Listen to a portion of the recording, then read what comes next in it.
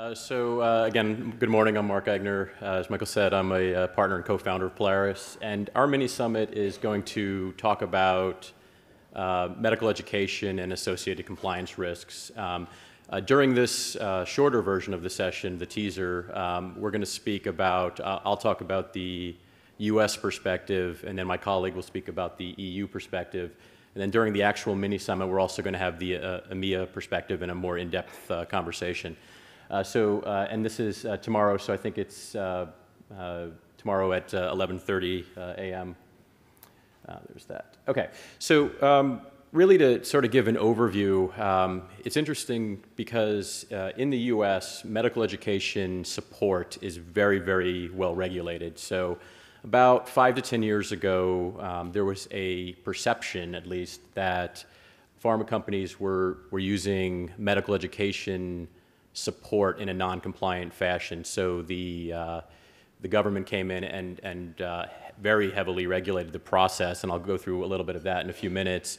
There was a belief probably about 5 years ago that the entire area of support of medical education was going to be restricted completely by the government. And thankfully, I think most people would agree thankfully, and I'll go through why that's the case, that's kind of gone away. So the belief is now that it's going to stay around in the US, but as I'll show you, it's actually very well defined and very well regulated in the US, not so much the case in the other regions. So just a brief overview, and we'll get into the details in the actual mini summit. But medical education in the U.S. is dictated by licensure requirements. So the American Medical Association and other similar bodies dictate that physicians in the U.S. are required, in order to keep their license, to maintain a certain level of what we call CME, continuing medical education.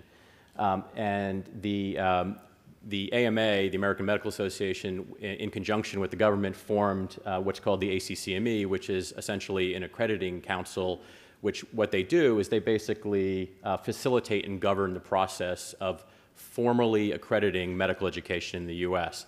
And then, as you see, the ACCME and similar bodies, I won't go into all the details, but there's similar bodies for different types of prescribers or physicians.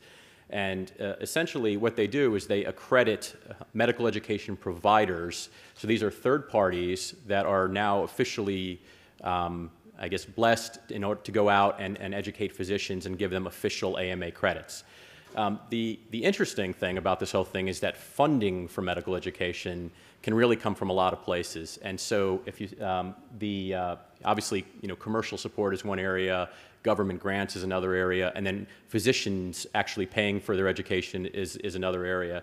So what we're going to really focus on is the commercial pharmaceutical company support of medical education. It's been one of the biggest areas of funding in the U.S. for the last 5 to 10 years. And as you can imagine, there's a huge potential for perceived or real conflict of interest because with pharmaceutical companies funding medical education. So just to give you a sense for the size and scope of medical education in the U.S. So total funding for, again, what we call continuing medical education, so this is accredited medical education, is estimated to be between 2 and 2.5 billion US dollars, and this has actually come down. These are relatively recent figures, but this has actually come down over the last few years. Approximately 30% of this income over the years has been from pharmaceutical company support. So it's pretty large numbers. And as I mentioned, other sources of funding include government grants and advertising at the events and physician tuition, et cetera. Some more numbers, some metrics to give you an idea of the scope and scale of U.S. medical education. So over 14 million physicians and 10 million non-physicians, prescribers, attend certified CME events annually. There's over 2,000 accredited providers as well, and there's been over 100,000 programs per year. So the bottom line to this is that it's a very large industry. So it's one of the largest sort of what we call cottage industries that have risen up around the pharmaceutical industry, specifically in the U.S. So just to give you an overview of what some of the latest corporate integrity agreements have said about medical education. So this is, and we'll cover this in much greater detail in the actual mini summit. But if you look through the last 5 or 6 large corporate integrity agreements in the U.S., they've had a heavy component around continuing medical education funding. So there's a lot of restrictions in place, a lot of clear definitions of what a commercial supporter needs to do in order to compliantly support medical education. And again, we won't go through all this in detail right now, but in the summit, we'll go through what they've told commercial supporters to do. But basically, they need to very, very, very clearly define, I'll go to this, how do they actually do this? They need to very, very clearly define the process for receiving requests for medical education support, for reviewing these requests, for approving these requests, for contracting with those third parties, and for tracking whether or not the third parties use the money appropriately. So if you look at this slide right here, this is, believe it or not, this is a high-level overview of what a commercial supporter, what a pharmaceutical company in the U.S. needs to do in order to support one medical education grant. So the grant comes in, they have to review it against their defined needs assessment, they have to check it for compliance, they have to have an internal review process. The internal review process has to be very specifically separated from the sales and marketing process. They have to track each of the payments, and then of course they have to do a closeout and reconciliation. Now all of this while staying completely independent of the content. So this is one of the biggest areas of struggle for US-based pharmaceutical companies. So the government and more importantly, in a lot of cases, the public and the press are saying you need to make sure that you're completely independent, but you need to go through this level of rigor. So it's been a fine line between receiving these grant requests and funding medical education and actually vetting this for compliance purposes without actually getting into the content or finding out who the physicians were that were receiving education. Most of you are probably also familiar with the Sunshine Act, so another hurdle for medical education support has come up with the Sunshine Act. In general, accredited medical education was given a little bit of a pass in the U.S. For Sunshine Act and transparency, and the government did agree that as long as you follow the processes that we just described in the last slide, that it is independent and it is not considered a transfer of value directly to HCPs. However, you still need to report certain types of medical education. So this just is an overview of the Sunshine Act. I'm sure most of you are somewhat familiar with it, so I won't bore you and read all of this. So I'm going to close out shortly, and then I'm going to turn over to my colleague to show you how this differs in the EU, and then of course we'll also look at EMEA in the actual mini-summit. But if you look at the future of medical education support, why is this an important topic, and why do we see what happened in the U.S. probably also occurring outside of the U.S. over the next few years?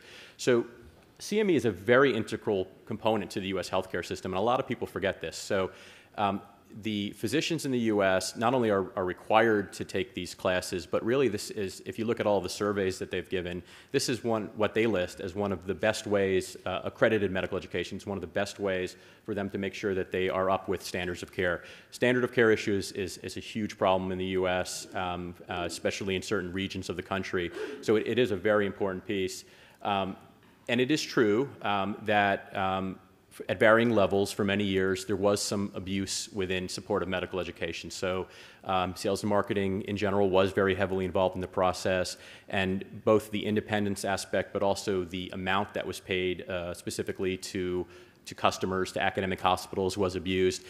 I'm someone who works with 70 pharmaceutical companies in the U.S. In how they support medical education. I can tell you that has very, very much been cleaned up because of all these regulations. As I mentioned, starting in 2006, the U.S. government really started to come down on this, and it has cleaned up. The interesting thing is that commercial support, as I mentioned, is still 30% or so of all medical education in the U.S. So all of the government officials that have been pushing to restrict this and limit this, one thing that they forget to mention is how is this funding going to actually occur. And so it's causing a good amount of alarm. As I also mentioned, that the supporters in the U.S. now have mature, sophisticated compliance programs in place to deal with these regulations, and of course transparency throws a little bit of a wrench into it. But if there's one thing that I can leave you with as a lesson learned from the U.S. market, the reason why there was a shift away from potentially getting rid of commercial support was actually transparency, and not in the Sunshine Act or FPA transparency sense. Transparency by the industry and why they are funding medical education. So when the OIG, the Office of Inspector General in the U.S., really started coming down on pharmaceutical companies a while back, the initial knee-jerk reaction of many people in the U.S. CME community was to say, you know, this is not related to ROI, there is no business gain from us doing this.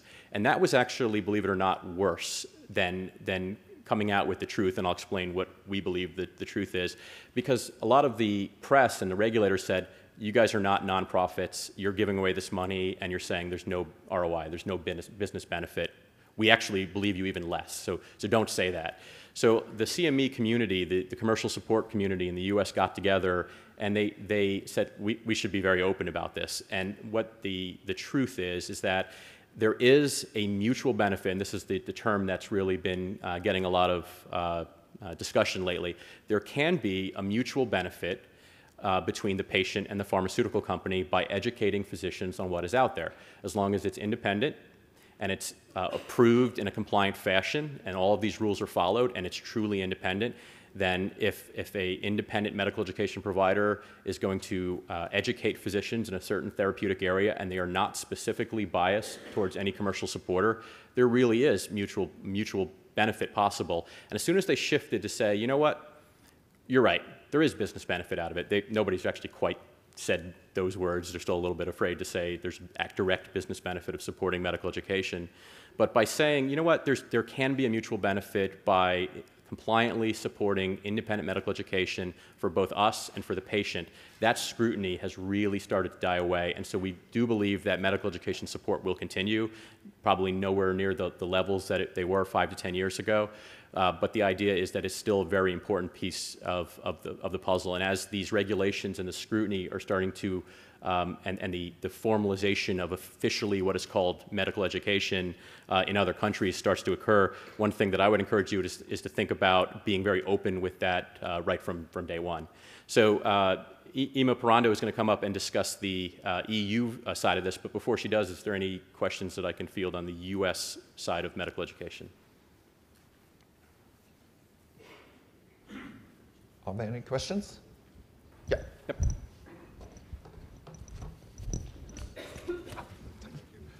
So if a U.S. Physician or professor is traveling to another country for a CME or some educational program, what applies to him or her? The U.S. or the local regulations? Most compliance departments will will apply the most stringent regulations for any kind of cross-border situation. So because the U.S. is really the only country that has such a formalized and heavily regulated process, they typically apply the U.S. regulation to it. So for if it's accredited CME and it's held outside of the U.S., they are typically held to the standards of whatever accrediting body was accrediting that program, which is typically something like the ACCME. Now, from a transparency standpoint, then there's a bunch of different rules that apply to that as well. And in general, anything that is considered certified medical education is exempt from transparency reporting guidelines.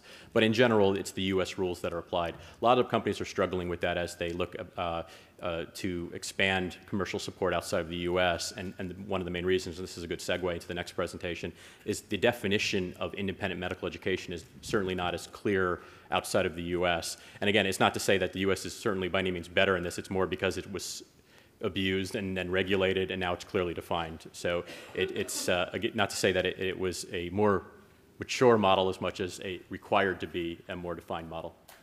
There's one more. Yep. There's one more question. Thank you for a very clear presentation. And, sure. I have a question. In the US, when there is the assessment for CME activity, related activity, are you looking into the hospitality piece of that? Because we are continuing to see quite challenging locations and venues that are sometimes bringing bad thing on good content. Yeah, no, it's a great question, and that actually goes right to the heart of the situation that commercial supporters face, where they said the governments and the press and the public say, stay away from this. You can fund it, but don't get involved. But then they said, if the program was lavish, they said, what are you guys supporting this for? And then the supporters said, you told me not even to get involved. So what most commercial supporters, especially major commercial supporters that fund a lot of programs, they will review the program for compliance and completeness. So they will actually look at the venue, the hospitality, and they can reject, and they typically do reject, medical education programs on the basis of venue and compliance aspects. They're not allowed to look at the content, but they are allowed to look at fiscal responsibility, venue, etc. I have a little. I would like to be a little bit more provocative on that. Sure. And do you think that one day this part could be part of the accreditation per se? Because it is quite very challenging for the pharma industry to have this assessment on our hand, and on another hand to think that the scientific part is okay. So if we could have an accreditation covering all aspects, it would be great. Yeah, no, and it's something that's definitely been discussed in the U.S. I mean, you saw I showed a slide that had probably 40 steps to approve one medical education grant, and that could be a $5,000 grand round at a hospital, and you have to go through all. It costs $10,000 to approve a $5,000 grant. So there's been a lot of push for changing the accreditation standards for providers to increase the bar to accredit those providers, and due to some political and other issues, I'm not sure it's going to be something that happens quickly. It's a huge industry, and that's why I started by showing you that there's a full cottage industry that has developed for medical education providers.